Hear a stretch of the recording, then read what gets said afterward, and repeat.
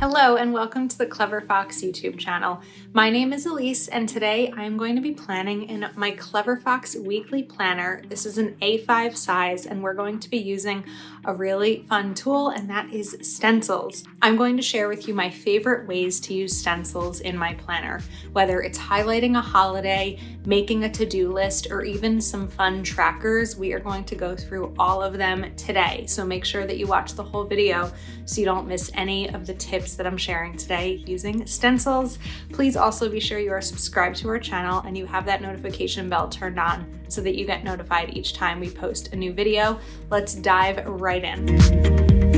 Now, I love finding new and creative ways to map out my life, and stencils are definitely one of those fun and creative ways. So I have my planner opened here. This is an undated planner and we are just going to start, not a stencil yet, but we're just going to start with pen, adding in the month and the year and the dates. So we are starting with 15th and 21. Okay, so now we are ready to go. So first up, I have, and we'll include a link to these stencils in case you'd like to use them, but I'm gonna grab a fun little coffee sticker here. And I just grabbed some markers. You could use a pen, you can use colored pencils, really anything to kind of play around with these stencils, but it's Monday.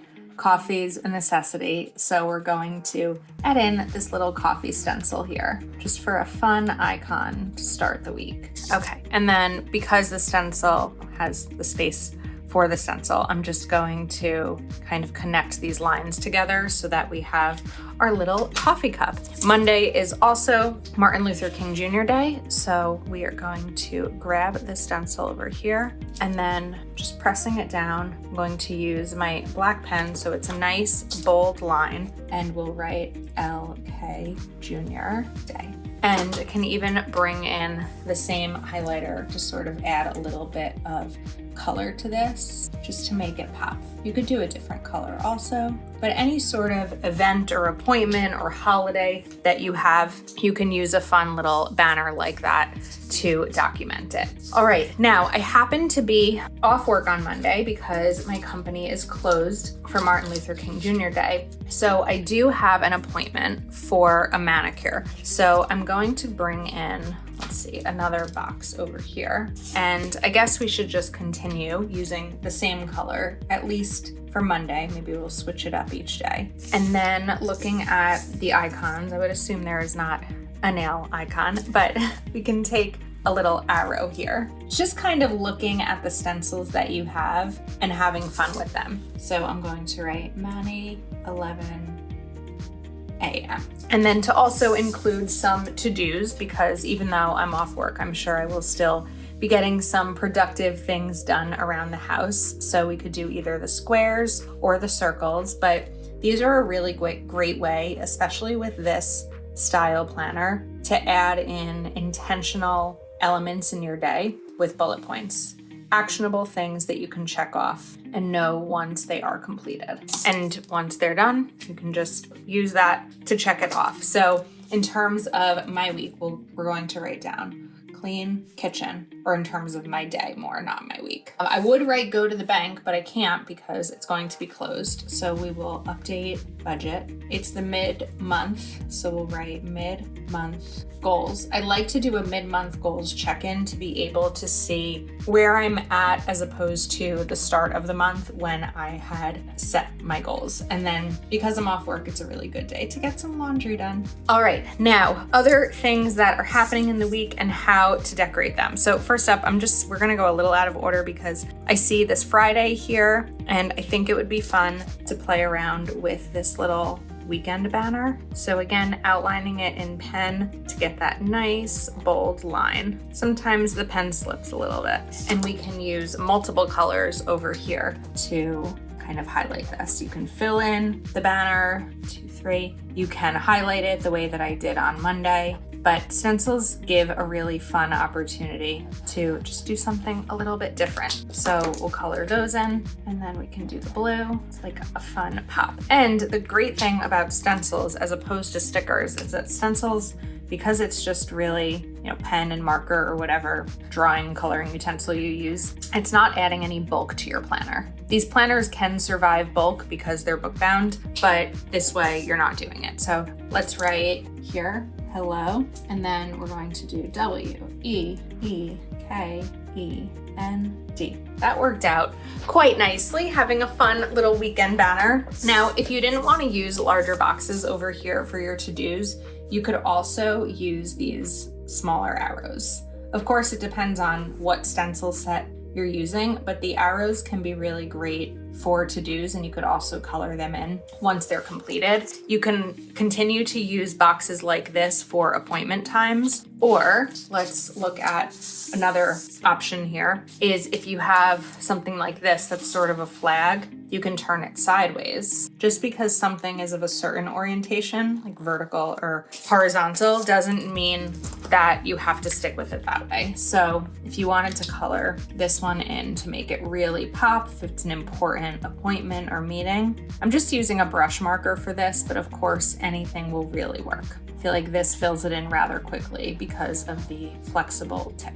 And then we'll write Zoom 8 p.m. I'm liking this. There's a lot of fun ways to be able to include stencils like this in your planner. There's also larger boxes here. So I'm gonna get to those. I'm gonna get to those shortly. But in terms of the bullet points, it again depends on the stencil you're using. If you were using a planner that didn't have lines, a section of the planner that doesn't have lines, like the notes, which does have the grid, you can draw these lines in this way. Or if I turn the stencil this way, you'll be able to see it's like a box, and then you have the lines. You can also, if you watched a really good or bad movie or show, you could take something like these stars and you can review what you watched, or a book that you read. You could also use a star, like 1 star each day of something you're grateful for, or a weekly win or a daily win. But if we put these stars here and then we take a banner right at the top, holding a stencil down is the trickiest part. It's not that difficult. You just have to be a little bit patient with it, which I'm not always, so it's definitely something to work on. All right, let's add this in here and kind of highlight that, and then you can write a movie that you're watching. So the first movie that literally pops into my brain right now is Titanic. It's a good way to spend a Wednesday night watching Titanic. I would also use one of these shape boxes for something that I want to be mindful of. So on Wednesday, there's a birthday in my life. So I could highlight this. You could do a little star with it too, if you wanted to, because a star can be important, right? When I'm checking my email, anything with a star is something I've marked as important. But over here, I'm just gonna use this to write Mel day. All right, so those are some ways in terms of the actual functional planning of the week itself as to how to use the stencils. There's a lot of opportunities there. I want to shift over to this side of the week. Now, in terms of the priorities, this week's priorities, you can use these arrows. I think that for this week's main goal, the best, or at least the reward if achieved, we would use a star like this. So this week's main goal is going to be evaluate where I am with goals and budget mid-month. And then we can color that in once it is all set. Now for this notes section down here, and the priorities, like we said, we could use bullets or boxes, whatever you prefer, or even arrows. I think that space-wise, the arrows are probably going to make the most sense. We can add these in, and you can either add color before you do them or after. We missed one. Sometimes that happens. Okay, so let's go back to this note section. What I like about this set is that we've got some words down here. So I like the idea, I actually like this shopping one, and I think I'm gonna use the other side of one of these highlighters just to kind of get this like thickness in here.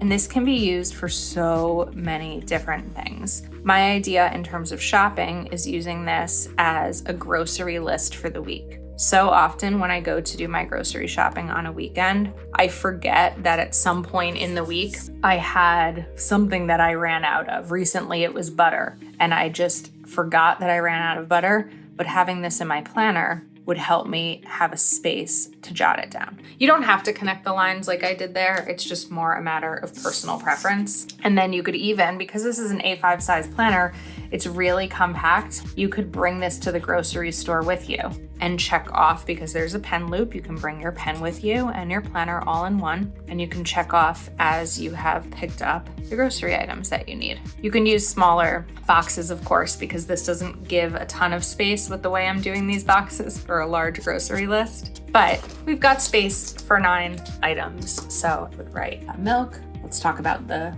butter that I forgot. And then for meals, chicken, cereal, going back to breakfast, lettuce, pasta, tomatoes. It's making me hungry. Cucumbers, need some salad dressing, potatoes, sugar, and coffee. Okay, so the habits and skills section, if you wanted to note which one of them might be like the top priority or the most important, you could definitely do that. This is so set up that a stencil may not be necessary for this, but of course, for your personal to-do list, you could also include stencils. If you're just someone who really prefers a little bit more structure, having set bullet points versus just a set of lines would be really helpful. And it's more about knowing the way that your brain thinks, what your preference is when it comes to your planner. And one week you may just want to do all black pen, and another week all blue pen, and another week include our stickers. There's so many different options, and that's what's really fun, is you get the opportunity to switch it up each week. You can also bring in a star over here because we have this week's wins. So I'll do black pen because this is a shaded section, and we can even just use the stencil as kind of format to be able to color that in really easily. Because this planner also has a decent amount of dot grid pages at the back, I also want to show you a couple of different ways you could use stencils for these dot grid pages. So one of them is this, which I think is a really helpful stencil. And I don't know that we're going to need to draw all of these lines, but we can get a decent amount of them in. And this could also be used for a grocery list, because as I was making that list, I was like, how many of us have 9 items on our grocery list? We often need more than that. So you can take something like this, and let's add a little color, because I like to. We'll just do a little bit of a shadow here. And you could do groceries, and then the week of. So for this, it would be 1/15 to 1/21. And what's really nice about that too is that you can do 2 of these side by side. You can continue them throughout the planner, and you could even use a different color to highlight when you've run out of something. Like, you can keep an ongoing list like that. You could also take these dot grid pages and make a list of birthdays by using some of the fun words.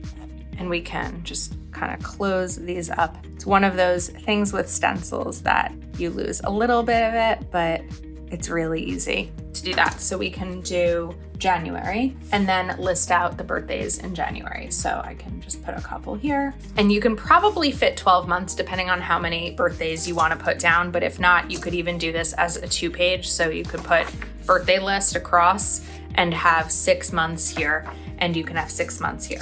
Now, sometimes we want to do a little bit different things than might be in a monthly planner, right? We have the monthly spread, but we also have these habit trackers.